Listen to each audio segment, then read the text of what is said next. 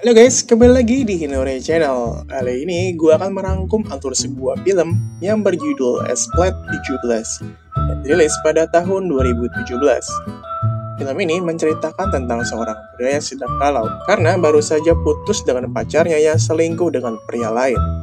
Namun tiba-tiba saja hadirlah seorang wanita yang membuat hidupnya menjadi bergairah. Bagaimana kisah selengkapnya? Sebelum kita masuk ke alur filmnya, jangan lupa untuk klik tombol like dan tombol subscribe-nya, agar channel ini semakin berkembang dan dapat selalu menghibur kalian semua. Di awal film diperlihatkan seorang pria yang bernama Songgi, yang baru saja menerima telepon dari pacarnya. Saat itu, sang pacar meminta putus dengannya secara tiba-tiba. Karena merasa penasaran, Songgi pun memutuskan untuk menemui sang pacar dan menanyakan alasan ia meminta putus. Namun suara-suara aneh mulai terdengar ketika Songgi yang baru saja tiba di depan pintu apartemen sang pacar. Benar saja ketika Songgi masuk, betapa kagetnya ia melihat sang pacar sedang menanam jagung dengan pria lain. Keesokan harinya, karena Songgi merasa galau, ia mengajak temannya yang bernama Dongi untuk minum bersama. Di sana, Songgi menceritakan bahwa ia baru saja putus dan melihat pacarnya yang sedang bersama dengan pria lain di apartemennya. Dongi pun menasihati Songgi bahwa wanita masih sangat banyak, dan ia bisa mencari wanita lain yang lebih baik dari mantannya tersebut. Namun saat Songgi dalam perjalanan pulang ke rumahnya, ia didatangi oleh mantan pacarnya, dan Songgi pun harus kecewa, karena mantannya ternyata hanya ingin mengembalikan barang pemberian Songgi, dan langsung pergi meninggalkannya. Tentu saja itu membuat Songgi menjadi sangat galau. Keesokan paginya, Songgi pun terbangun karena seseorang yang mengetuk pintu rumahnya. Saat pintu dibuka, terlihat wanita cantik yang bernama Songhi. Rupanya, Songhi baru saja pindah ke sebelah rumahnya dan ingin meminta tolong kepada Songgi untuk mengangkat kopernya yang berat ke dalam rumahnya. Sebagai ucapan terima kasih, Songhi pun mengajak Songgi untuk minum-minum malam ini. Malamnya, saat minum bersama, Songgi yang masih sedih dan galau bercerita kepada Songhi bahwa ia baru saja putus dengan pacarnya yang berselingkuh dan menanam jagung dengan pria lain. Dan Songgi pun mengeluh bahwa ia tak punya lagi teman untuk menanam jagung. Songhi yang mendengar hal tersebut menawarkan diri untuk menjadi teman bercocok tanamnya. Awalnya Songgi menganggap itu hanya bercanda, namun Songhi meyakinkan Songgi bahwa ia tidak bercanda dan siap untuk menjadi pelampiasan dari Songgi. Namun Songhi hanya akan melakukannya selama 3 minggu, karena setelah itu ia harus pergi dari tempat tersebut. Setelah Songgi kembali ke kamarnya, ia langsung melakukan video call dengan Songhi. Rupanya Songgi merasa terpancing dengan video call tersebut. Songgi pun mulai menyuruh Songhi untuk mulai melepas bajunya. Akhirnya karena tak tahan lagi, Songgi pun langsung menuju kamar Songhi dan langsung menyerang Songhi dengan sangat bergairah. Akhirnya mereka menanam jagung sampai mereka puas. Hari demi hari mereka lalui bersama, dan karena mereka semakin sering bercocok tanam, akhirnya muncullah benih-benih cinta di antara mereka. Hingga pada suatu hari, secara kebetulan Songgi, Dongi, dan Songhi minum bersama. Melihat Dongi yang terus-menerus menggoda Songhi, akhirnya Songgi menyuruh Dongi dan Songhi untuk pulang. Namun keesokan harinya, Songhi ternyata berniat untuk bercocok tanam dengan Songgi. Songhi pun mulai menggoda Songgi yang sedang tertidur di balik selimutnya.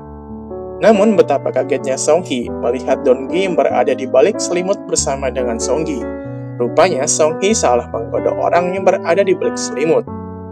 Tentu saja Songhi pun sangat marah karena ia merasa cemburu. Namun pada akhirnya mereka berbaikan dan langsung menanam jagung setelah berselisih paham. Sungguh sangat luar biasa. Usut punya usut, ternyata Dongi menyimpan siasat buruk kepada Songhi. Suatu hari ia mengajak Songhi untuk minum bersama karena ingin menceritakan sesuatu tentang Songhi. Rupanya hari itu Songgi dan Songhi sedang bertengkar dan Dongi pun mengetahuinya. Akhirnya niat jahat Dongi pun berhasil. Ia mengajak Songhi untuk minum-minum sampai Songhi mabuk berat. Lalu, ia membawa Songhi ke sebuah hotel dan mulai mencicipi semangka indah milik Songhi.